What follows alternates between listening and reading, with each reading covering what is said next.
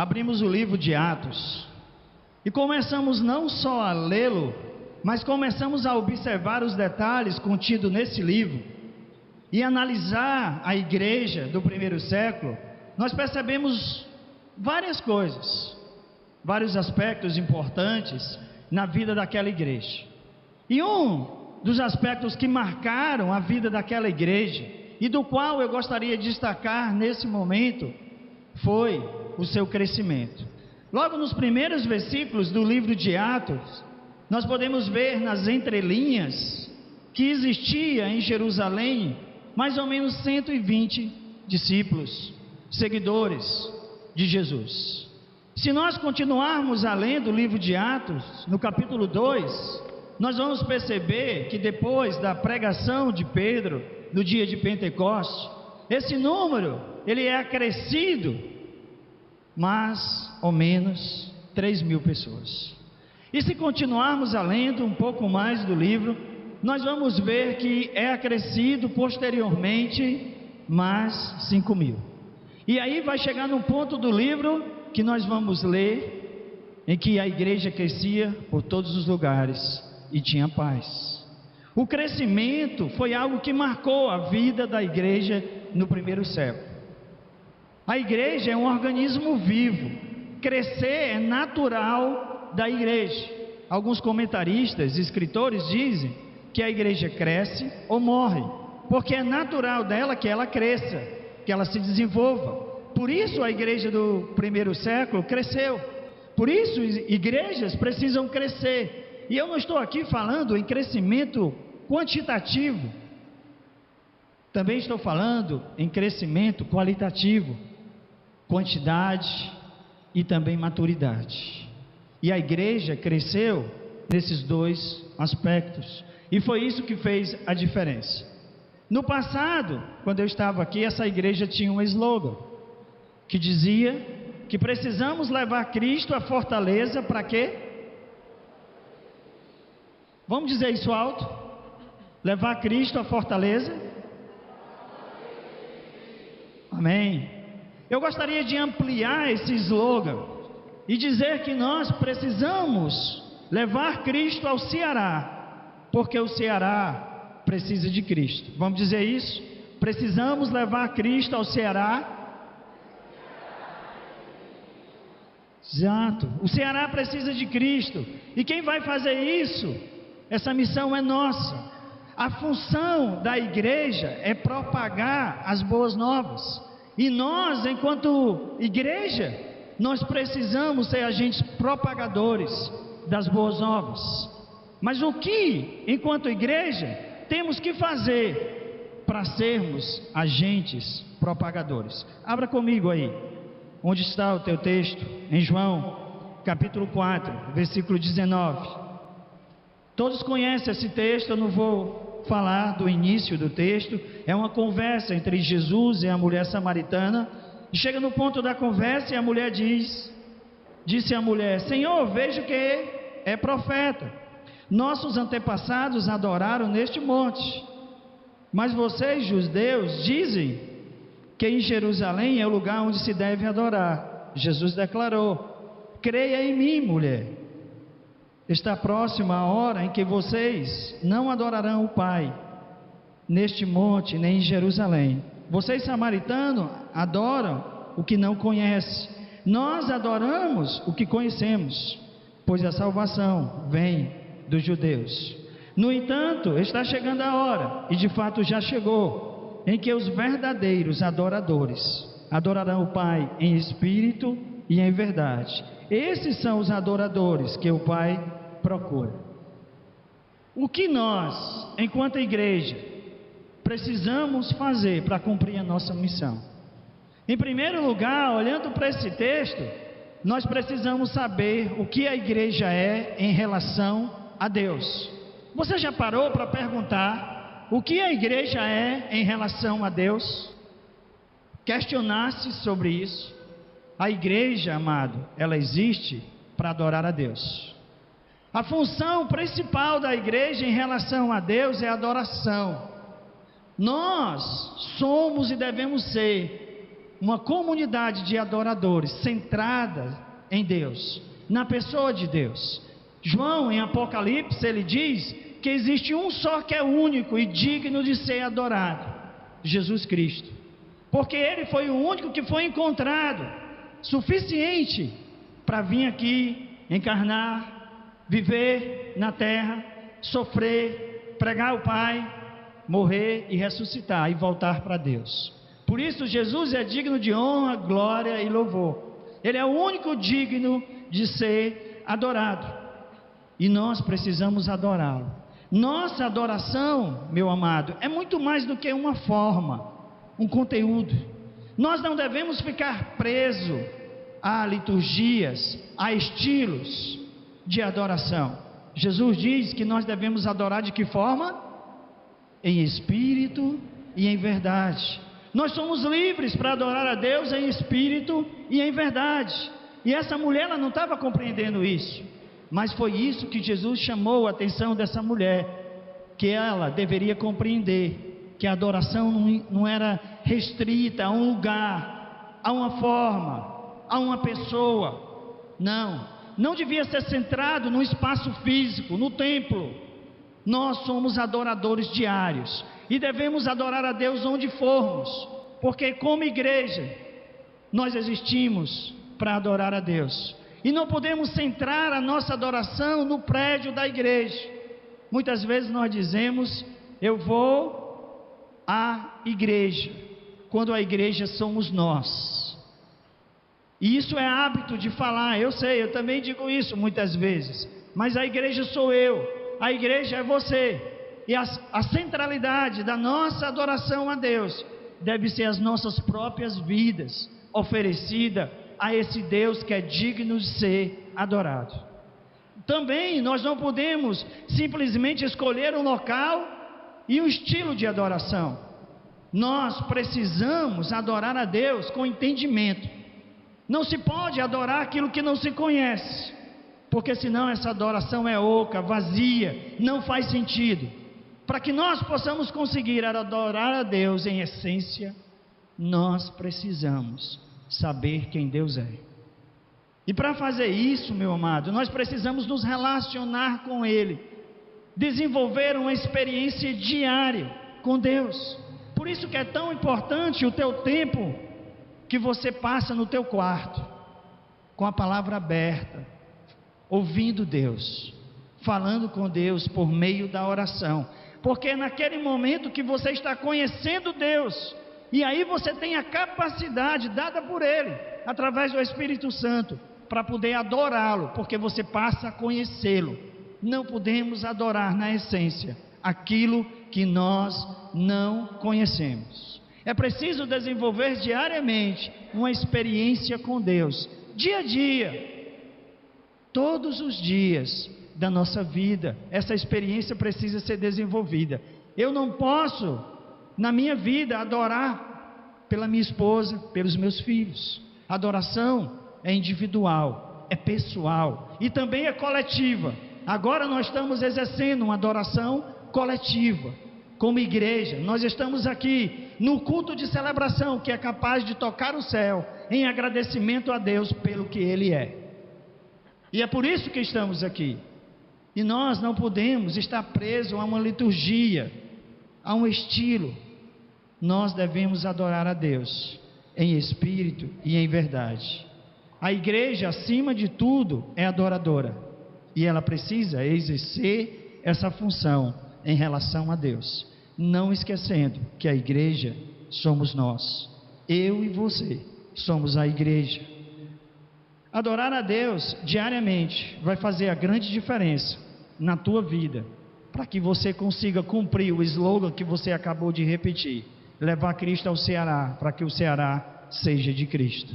A maneira como você se relaciona com Deus vai fazer toda a diferença para que você possa testemunhar de Deus para as pessoas. Como vamos cumprir a nossa missão, a nossa função enquanto igreja? Em primeiro lugar, nós precisamos saber o que a igreja é em relação a Deus. E em relação a Deus, a igreja é adoradora. Em segundo lugar, para que nós possamos cumprir a nossa missão, a nossa função enquanto igreja, nós precisamos saber o que a igreja é em relação a si mesmo. Você já perguntou isso para você? O que a igreja é em relação a si mesmo? Você já parou para fazer esse questionamento? O que a igreja é em relação a si mesmo? Por que nos reunimos? Por quê?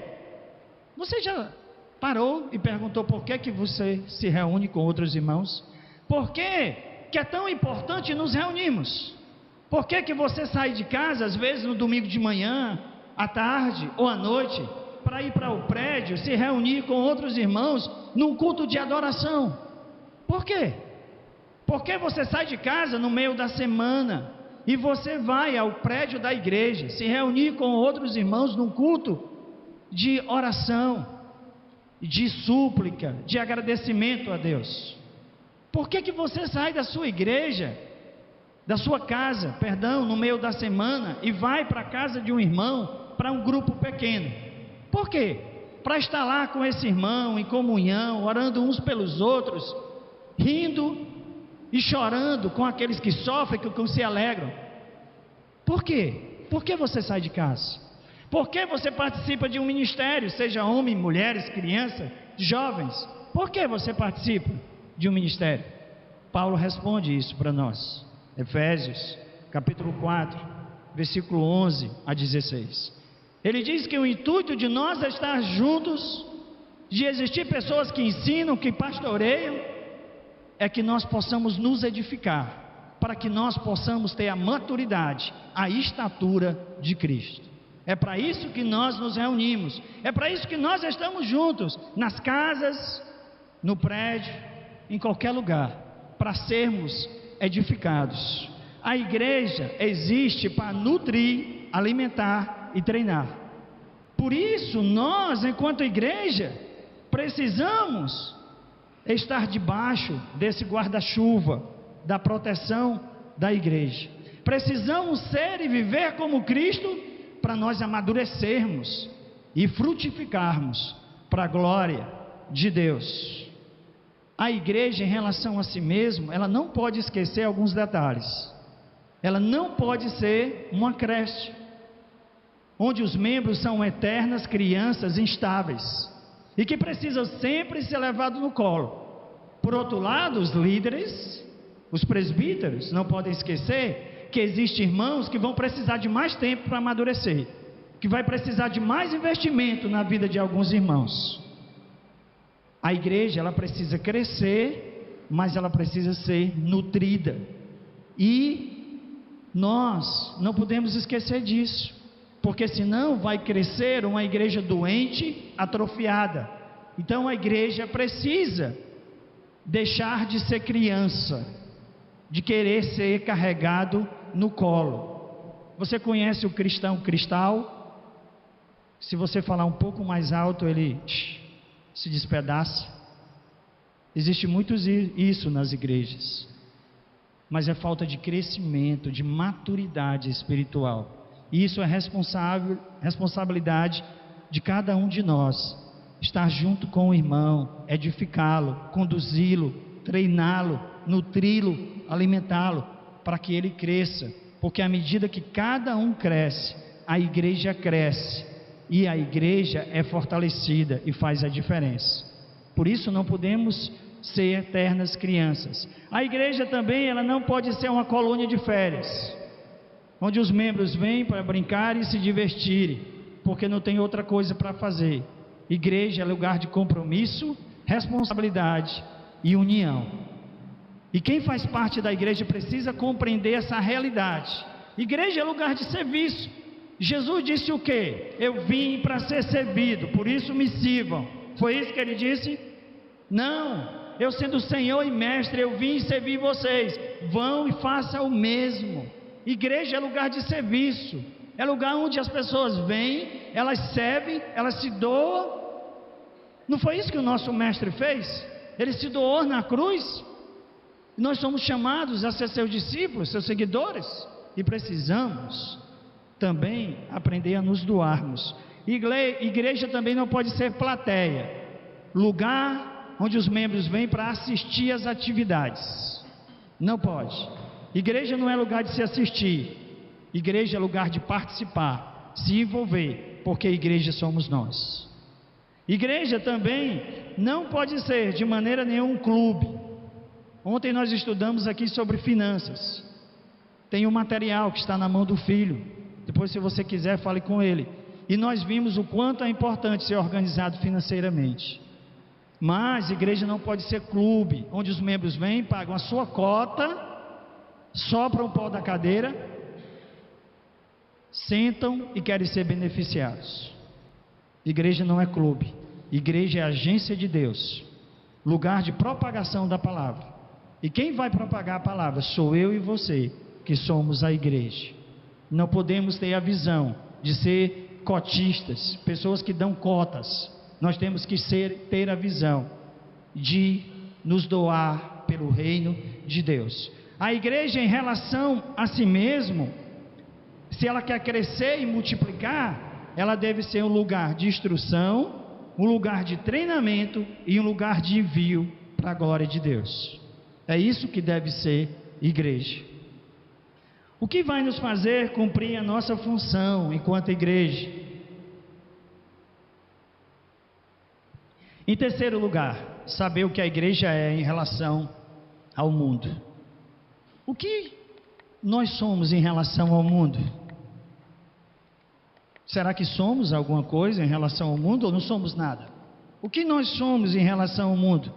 Se eu e você somos igreja, nós precisamos viver a igreja todos os dias, nas casas, nas ruas, no trabalho, na escola, na faculdade, em todos os lugares, porque a igreja precisa crescer e nós precisamos refletir Cristo para as pessoas. Jesus diz em Atos capítulo 1, versículo 8, que nós precisamos ser as suas testemunhas. Você foi chamado por Deus para testemunhar Cristo. A missão da igreja é testemunhar Cristo. Essa é a missão da igreja. Essa é a minha missão. Essa é a sua missão enquanto igreja. Como igreja, nós precisamos pregar a tempo e fora do tempo. Há alguns anos atrás, eu estava lendo uma pesquisa que foi feita no Brasil, acho que há uns 3 anos atrás, em relação a esse aspecto da vida da igreja, crescimento, e sobre testemunho. E para minha vergonha, quando estava lendo aquele material, só 5% das pessoas que recebem Cristo, repassam Cristo por meio de testemunho pessoal.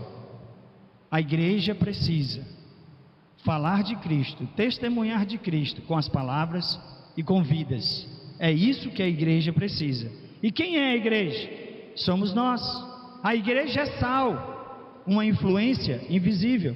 A igreja, ela é luz, uma influência visível. A igreja é perfume, uma influência que se espalha e que é notada. Reflita comigo sobre essas 3 afirmações que eu acabei de fazer sobre a igreja: sal, luz e perfume. Quando Deus compara a igreja com esses 3 elementos, eu creio que Deus está dizendo: a igreja precisa ser uma bênção para o mundo. A igreja precisa abençoar o mundo. Deus, em Gênesis capítulo 12, ele chama um homem chamado Abraão, e ele diz: eu vou abençoar as nações por meio de você. O que Deus espera dessa igreja, não estou dizendo a igreja do centro, as igrejas desse estado, é que vocês sejam uma bênção para esse estado. É isso que Deus espera de cada um de vocês aqui, que vocês possam ser uma bênção, levar Cristo ao estado, para que o estado seja de Cristo. Mas para isso é preciso um fundamento essencial. Jesus diz isso lá em Marcos capítulo 8, versículo 34 e 35. Ele diz que aquele que não negar a si mesmo não pode ser meu discípulo. É necessário a morte do eu. A igreja que não se nega, que não se doa em favor do mundo, com o passar do tempo ela morre. Mas a igreja que se doa em prol do mundo, que testemunha de Cristo para as pessoas, essa igreja cresce, se multiplica e faz a diferença.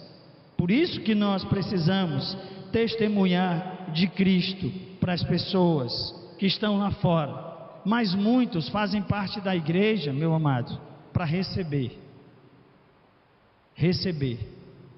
Eu quero ser abençoado, eu quero ser cheio, eu quero ser cheio do Espírito, eu quero ser cheio da graça de Deus, eu quero isso, eu quero aquilo. Há um egocentrismo imenso. Nós não fazemos parte da igreja para receber somente, mas nós fazemos parte da igreja para dar, para contribuir com Deus. Se esse estado, meu amado, e não me entenda mal, ele não está sendo evangelizado, Cristo não está sendo refletido nesse estado, é porque a igreja não está cumprindo o seu propósito, do qual foi chamado enquanto igreja. Por isso precisamos refletir Cristo para esse estado. Precisamos perceber que a igreja de Cristo no Ceará foi chamada por Deus para ser uma bênção, para abençoar a cada casa, cada família, cada pessoa, levando Cristo a cada pessoa. O que é a igreja? Em relação a Deus, adoradora. Em relação a si mesmo, lugar de treinamento, lugar de nutrição e lugar de envio. O que é a igreja? Em relação ao mundo, testemunho. Eu gostaria de pedir que o filho tirasse um cântico e depois nós vamos orar.